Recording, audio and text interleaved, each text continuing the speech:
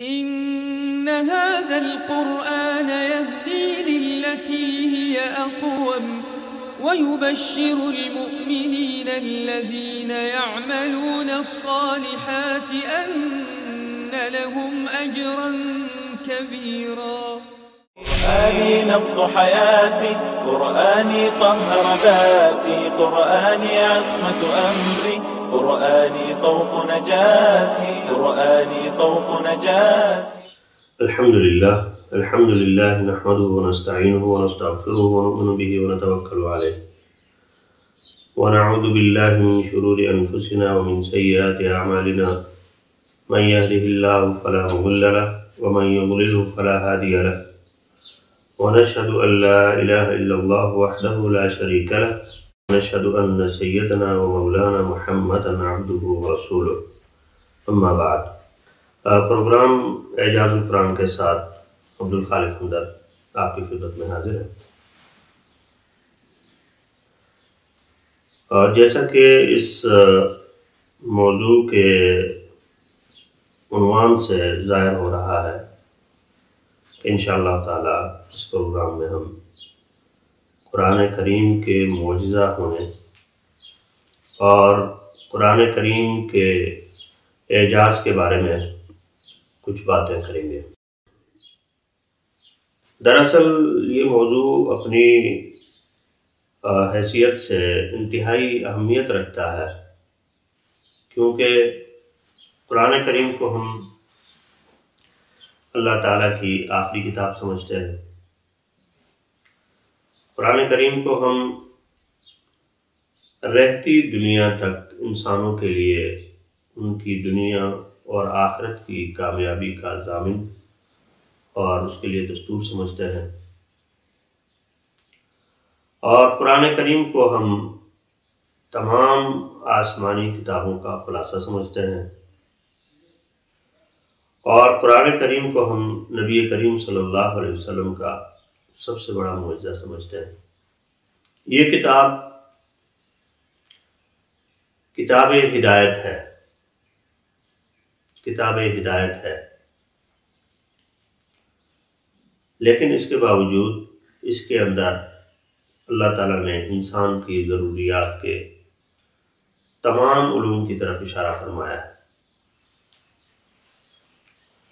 اور قرآن کریم دنیا کی وہ واحد کتاب ہے کہ اس کو پڑھنے والے لوگ ان میں ایک ادنا اور انتہائی کم تعلیم یافتہ انسان بھی شامل ہے، اور اس کتاب کو پڑھنے والوں میں بڑے بڑے تعلیم یافتہ اور ہر شعبہ زندگی سے تعلق رکھنے والے لوگ شامل ہیں. لیکن اس قرآن کریم کی خوبی یہ ہے کہ جس طرح دور کسی علاقے میں رہنے والے ایک چرواہے کو اس کے اندر اپنے مطلب کی بات مل جاتی ہے، اسی طرح اس کے اندر اس فلسفی کو بھی اپنے کام کی بات ملتی ہے جو یہ سمجھتا ہے کہ شاید دنیا میں میرے علم سے زیادہ علم کسی کے پاس نہیں ہے. اور اس کتاب کے جو تہذیبی اثرات، اس کتاب کے ثقافتی اثرات اور اس کتاب کا لایا ہوا انقلاب، ان ساری باتوں کی طرف انشاءاللہ ہم موقع بموقع اشارہ کریں گے. لیکن یہاں جو بنیادی بات سمجھنے کی ہے وہ یہ کہ جب ہم اس کتاب کو یہ سمجھتے ہیں کہ یہ تمام آسمانی کتابوں کا خلاصہ ہے، تو کیا واقعی ایسا ہے؟ یا جب ہم یہ کہتے ہیں کہ قرآن کریم ہمیں گزشتہ امتوں کی قوموں کی تاریخ بتاتا ہے، تو کیا واقعی ایسا ہے؟ یا اسی طرح سے جب ہم یہ کہتے ہیں کہ قرآن کریم ہمیں دین دنیا کی کامیابی بتاتا ہے، سکھاتا ہے، تو کیا واقعی ایسا ہے؟ اور جب ہم یہ کہتے ہیں کہ قرآن کریم تمام انبیاء کی وحی کا خلاصہ ہے، تو کیا واقعی ایسا ہے؟ انشاءاللہ ان سوالات کے جوابات وقتاً فوقتاً اس پروگرام میں آتے رہیں گے. تو میں یہاں پہ عرض یہ کر رہا تھا کہ قرآن کریم کو اللہ تعالیٰ نے کتاب ہدایت بنا کر اتارا ہے. یہ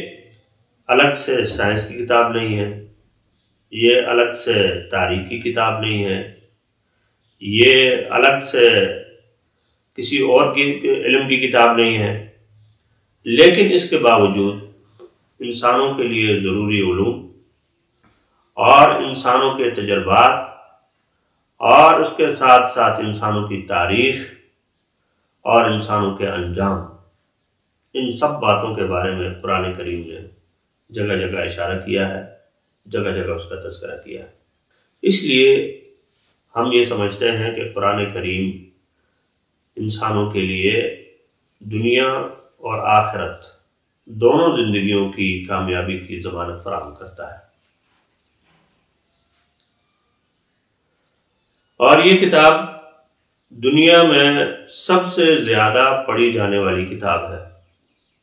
سب سے زیادہ پڑھی جانے والی کتاب اس زمانے میں بھی۔ اور اس کے ساتھ ساتھ اس کتاب کا ایک اور خاصہ جو دنیا کی کسی اور کتاب کو نصیب نہیں ہوا، وہ یہ کہ یہ سینکڑوں نہیں، ہزاروں نہیں، لاکھوں نہیں، بلکہ کروڑوں انسانوں کے دلوں میں محفوظ ہے۔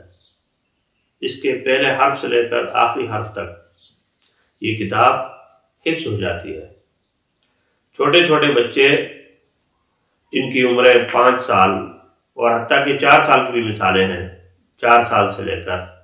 100 سال تک کے بوڑھے تک، ان کے دلوں میں یہ کتاب محفوظ ہو جاتی ہے۔ قرآن کریم یہ کہتا ہے وَلَقَدْ يَسَّرْنَا الْقُرْآنَ لِلذِّكْرِ فَهَلْ مِن مُدَّكِرٍ، کہ ہم نے اس قرآن کریم کو یاد کرنے کے لیے یا نصیحت حاصل کرنے کے لیے آسان کر دیا ہے،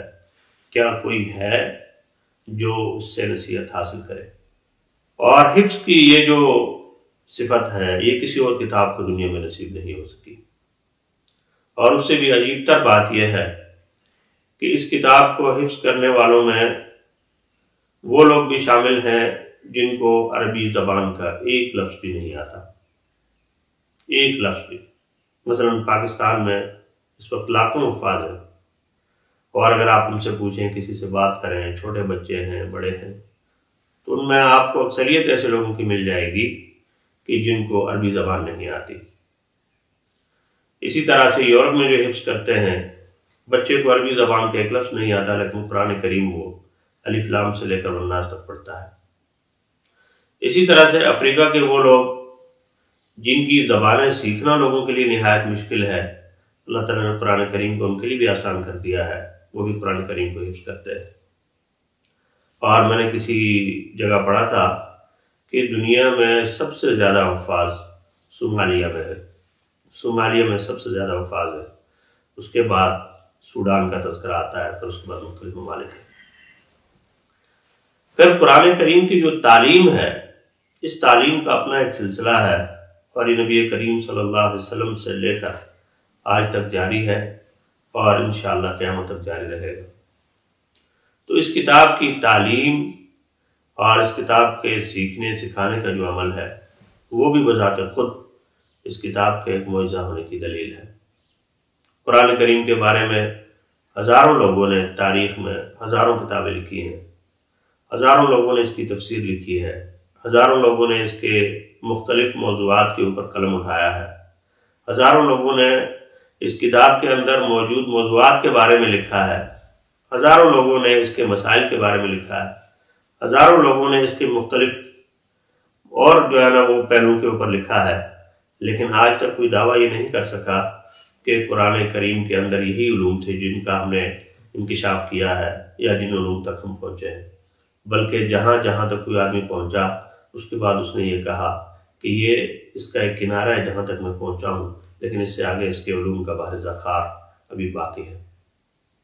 تو یہ کتاب ہے قرآن کریم، جس کے بارے میں انشاءاللہ تعالیٰ ان پروگراموں میں بات ہوگی، اور ان پروگراموں کے تحت انشاءاللہ مختلف اوقات میں مختلف پہلوؤں سے بات ہوگی، لیکن میں آپ سے یہ عرض پہلے ہی کرتا چلوں کہ ہمارا دعویٰ بھی قطعاً یہ نہیں ہے کہ ہم جو کچھ بیان کریں گے قرآن کریم کے اندر یہی کچھ ہے، نہیں، بلکہ قرآن کریم کے بارے میں ہم جتنا کچھ کہیں گے وہ جو کچھ کہا گیا ہے اس کے روشنی میں ہوگا، لیکن وہ بھی قرآن کریم کے علوم کے بحر ذخار میں سے ایک قطرہ کیا بلکہ اس ایک قطرے سے بھی بہت کم ہوگا۔ اور میں سمجھتا ہوں کہ کوئی بھی انسان جتنا بھی کچھ کہہ لے، جتنا کچھ پڑھ لے، جتنا کچھ سنا لے، جتنا کچھ لکھ لے، آخر کار قرآن کریم کے علوم کے بارے میں وہ اس نقطے پر پہنچتا ہے کہ جس طرح اللہ تعالیٰ نے قرآن کریم کے آغاز میں الف لام میم کہہ کر حروف مقطعات کے ذریعے انسانوں کو یہ پیغام دیا ہے کہ اس کتاب کے رازوں کو صرف اللہ تعالیٰ جانتا ہے، ہر انسان اپنے علم کے آخر میں اسی نقطے کے اوپر پہنچتا ہے۔ تو انشاءاللہ ہمارے پروگراموں میں قرآن کریم کی اسی صفت کے بارے میں اور اسی معجزانہ اسلوب کے بارے میں اور قرآن کریم میں ذکر مختلف موضوعات کے بارے میں بات ہوگی، اور انشاءاللہ تعالیٰ ہم کوشش کریں گے کہ اپنی بات کو اس لہجے میں اور ان الفاظ کے ساتھ بیان کرنے کی کوشش کریں جو ہر مسلمان کے فہم کے مطابق ہو۔ اللہ تعالیٰ ہم سب کے لیے قرآن کریم کو سمجھنا، اس کے اوپر عمل کرنا آسان فرمائے۔ وما علینا الا البلاغ۔ إن هذا القرآن يهدي للتي هي أقوم ويبشر المؤمنين الذين يعملون الصالحات أن لهم أجرا كبيرا۔ قرآني نبض حياتي، قرآني طهر ذاتي، قرآني عصمة أمري، قرآني طوق نجاتي، قرآني طوق نجاتي۔